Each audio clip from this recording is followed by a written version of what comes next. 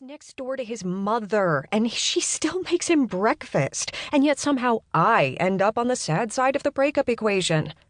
Oh, come on. You're not actually broken-hearted over that dude. You guys dated for, what, a week? A month. And no, I didn't think he was the one. It's just... What is wrong with me? Wait, I thought the question we were addressing was what was wrong with the men of New York. Aha! She pointed at him accusingly. You were listening earlier. Hunter dragged his hands down his face and prayed for patience. Brit, you know I've got your back, but if we're going to talk in circles, can we do it after work when I have a mammoth-sized beer in my hand? Yeah, that's fair, she said with only a slight sigh. God knows I've put you through enough of these talks the past few months. Do what I do, he said with a grin. Don't date unless you feel like it, and keep it casual. Yeah, well, I do feel like it, she said moodily. But I don't get to just snap my fingers like you when I'm in the mood. I'm not a 6-foot dude with a 6-figure bank account who can get anyone I want just by smiling. You can too, Hunter said emphatically. And he meant it. His feelings toward Brit had always been entirely platonic, but he wasn't an idiot. This woman was one of the good ones, the type that any guy would be lucky to have. For starters, she was attractive. Very. Average height, but with curves in all the right places. Blonde hair, big old blue eyes, and a great smile. Which sounded cliched only if you hadn't seen Brit Robbins' smile. The woman seemed to glow. So yeah, any guy who didn't get that, didn't get her, was a moron. At least as far as Hunter was concerned. My track record with men says otherwise, she said. I don't know why you keep putting yourself through this, he said as gently as he could, considering he always felt out of his depth with this sort of talk.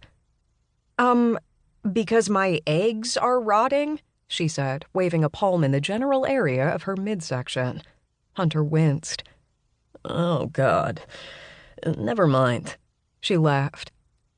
I love that look you get on your face whenever forced to acknowledge that I am, in fact, female. Oh, trust me, he said emphatically. I'm well aware that you're female. This very conversation is irrefutable proof. You think any of the guys come in here demanding to discuss their latest relationship problems? She lifted her eyebrows in challenge. You're telling me that you and Nick didn't talk about him and... Nick and Taylor? Yeah, okay. So I kind of got involved there, but neither of them talked about their eggs. Nick doesn't have eggs, she pointed out pragmatically. And Taylor's are in fine working order, as evidenced by the fact that she wasn't even trying to get pregnant and she got... Wait, hold up. Are you dragging yourself through the putrid dating pool because you want a kid? Aren't there other ways for that? Adoption or... She held up a hand. Yes, and if it comes to that, I'll explore them. But I don't just want the kid. I want the romantic part too. Well... Quit dating guys named Layne.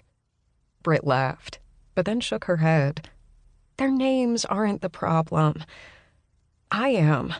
There's something about me, something that's... She pursed her lips. I don't know. It's as though guys don't see me like that. Like what? He asked, not at all sure he wanted to know. Girlfriend material.